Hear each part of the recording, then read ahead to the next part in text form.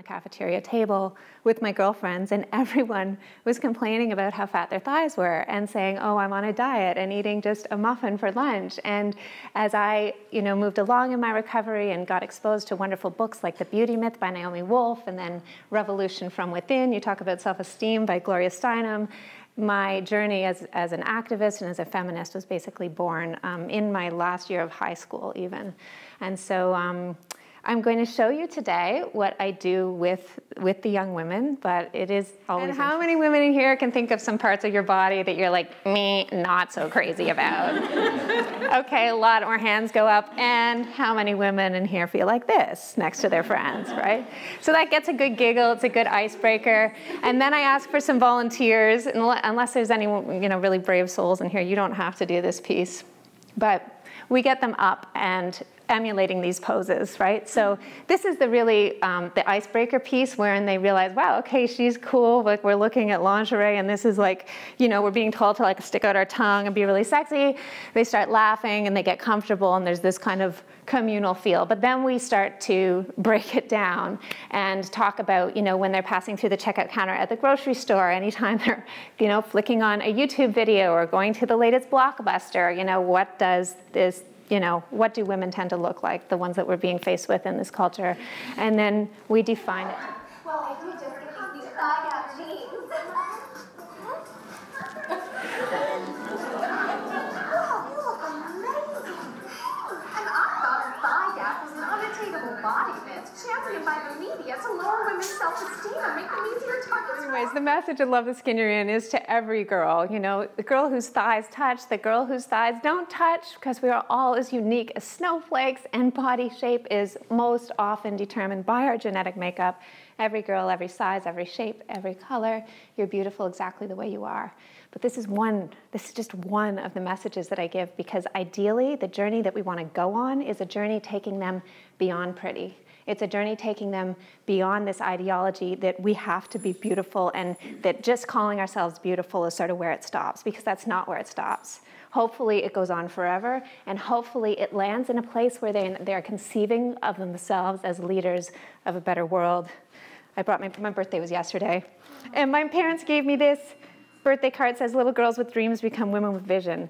And I just think that that's so true, but sometimes in this culture we need to be given an extra skill set in order to remember our capacity as leaders. Your body doesn't get that this is the 21st century and thin is in. No, your body thinks, oh my gosh, we're in a famine. We don't know when the boys are coming home with the next buffalo. We have to store up as much fat as we can all over our bodies. Not only that, we need to grow extra hair to just keep us warm. Of course, this extra hair growth is called lunago, and that's the body's attempt to heat itself up, because dieting is one of the most counterintuitive things that we can do as a species. It doesn't work. People who diet, especially like girls who diet during high school, up their chances of winding up obese later in life by 3 times. And so when you put that together with the prevalence of dieting, when you look at, like 80% of 11-year-olds have tried dieting, it's a disturbing statistic.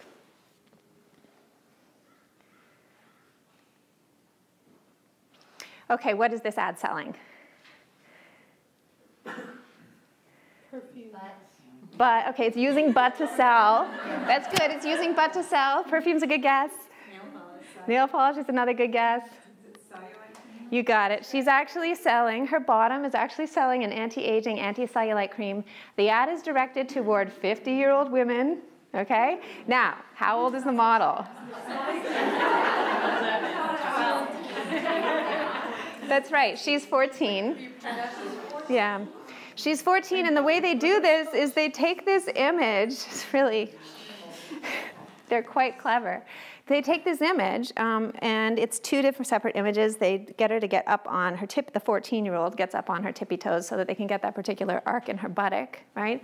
And then they do this back bend so that they can get that particular moon curve in her back. Then they take a grown woman's hand and they Photoshop the grown woman's hand on top of the scarf, and then they put it out to us and sell the product. And this is, and this is light. I mean, this is light compared to a lot of what's out there now, right? This was out there when I was at McGill This was our Macy's is called the Hudson's Bay Company. So this was out every 10 meters in front of the Hudson's Bay Company, hanging there, trying to cajole women through the doors so that they would purchase it. And feminists actually got together and rallied against it. They said, take this down. This does not represent us. This is not what we look like, and we won't have it. And that social pressure was powerful enough for Christian Dior to actually pull the ad. And that's nothing compared to hashtag campaigns like the Not Buying It campaign that misrepresentation has us all doing. And you can see, even if you look at the ads in the Super Bowl ads that happened this year compared to the Super Bowl ads last year when we launched really powerfully with hashtag Not Buying It to really horrific messaging systems like GoDaddy, for example, were amazing. This year we got the hashtag Like a Girl campaign. This year we got Mindy Kaling. Okay, she was selling insurance, but she was talking about minority invisibility. I mean, we've been making great progress, and I talked to the girls about that the power is in their hands, and the studies show that women especially are so powerful when it comes to social media, and as an activist community, we really can start to be a charge and a force of social change with that. But this is, of course, how our bodies wind up becoming battlegrounds or shame containers instead of a home for our psyche and our spirit. And this, of course, is a modern tragedy. None of us should have to go through this. Well, how is it that we live in a culture wherein growing up has actually been perverted into getting fat? I mean, girls are starting to get curves on their body, and they panic that they're getting fat, but really they're just becoming women.